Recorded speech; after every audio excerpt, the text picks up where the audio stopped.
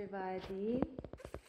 So I'm here in the new studio space and I want to share with you a little prayer. This is where the mirrors are going to be, here on the floor, which is going down this week, so one more week. So I come here and do little prayers. Our skylights, they have to be cleaned as well. Excuse all our beautiful moss growing. This building's actually really ancient, so it's really nice. A lot of history here, a lot of Irish history. It's funny because yesterday was St. Patrick's Day and today is the day after St. Patrick's Day, and St. Patrick is known for driving out the snakes, and we all know the snakes is the medicine, snakes is the Kundalini energy, the snakes is something that I have carried with me for a long time. Snake energy isn't always welcomed, and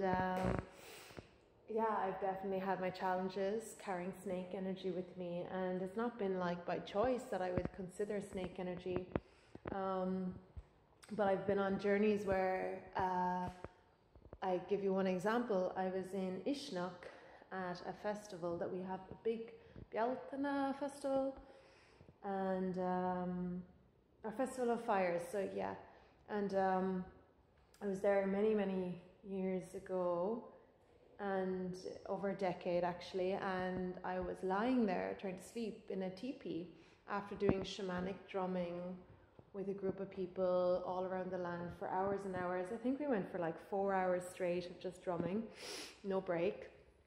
And back then it would have been something like I'd never done before. So it was really beautiful and very easy, just like I could feel the energy running through me, carrying me. It's very strong. And I was lying there trying to sleep, and every time I closed my eyes I'd have a snake moving across my face, around my neck.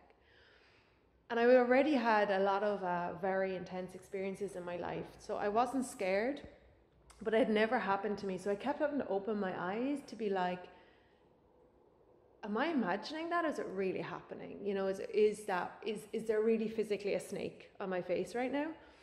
And I'd wake up and I'd be like, no, like there's nothing here, there's no physical snake. But the second I would close my eyes, the snake would start running again, because obviously my brain would start to relax. It would just feel it again. And I was like, whoa, this is so intense. So I wasn't even thinking about the snake was there. So I was like, okay, that's cool. Very beautiful experience, very intense. It went on for hours. Lots of stuff happened that evening. I couldn't sleep at all, but a journey with that. And then what happened was I ended up having this carrying with me. It was obviously there before, and then actually last year, February, I don't even know where the story is coming from, but it's coming out now. Last year in February, so 2020, just as COVID was kicking off in the world, okay, I actually got COVID, okay? I got COVID, and I didn't know it was COVID at the time. There were signs around saying things about COVID, but hadn't been alerted through the news yet. And I was really sick. And I've had my own journey with viruses in my life. And so I had this intense, crazy virus.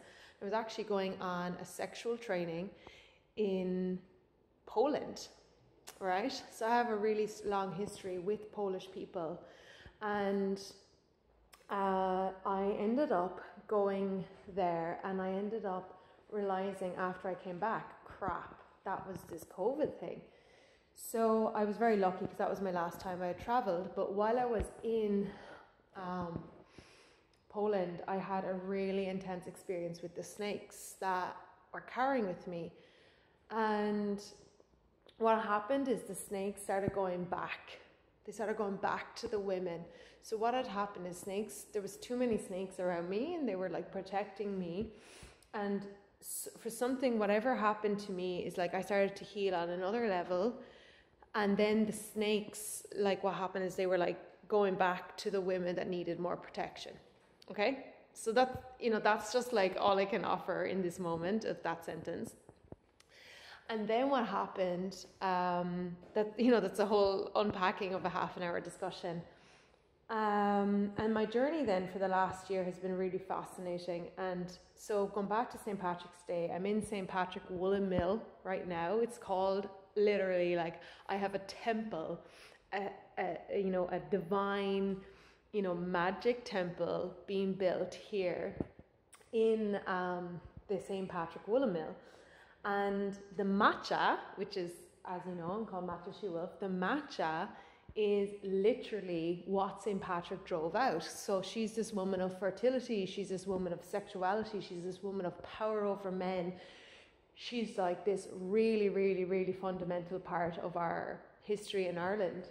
And she's been forgotten. She's rising back over the last few years, rising back a lot, but St. Patrick was a real relationship to that driving her out and driving out the rest of the goddesses.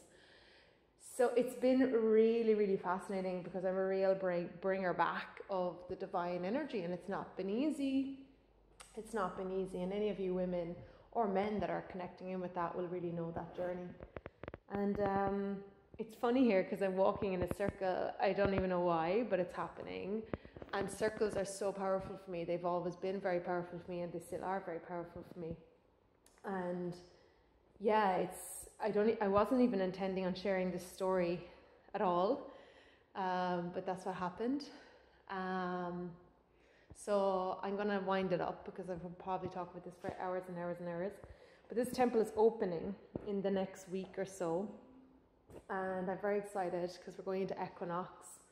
And just as equinox is kind of moving through, this venue will be finished. And there's all divine timing, as they say.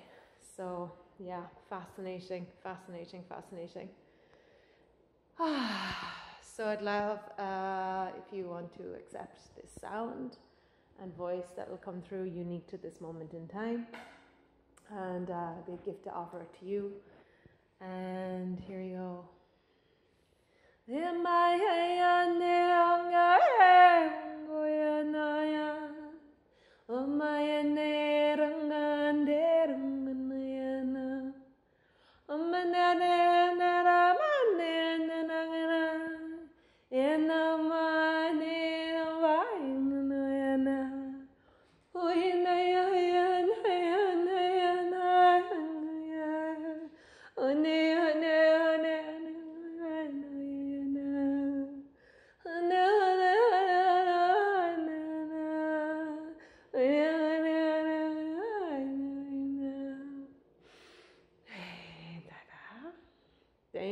Thank you, thank you, thank you.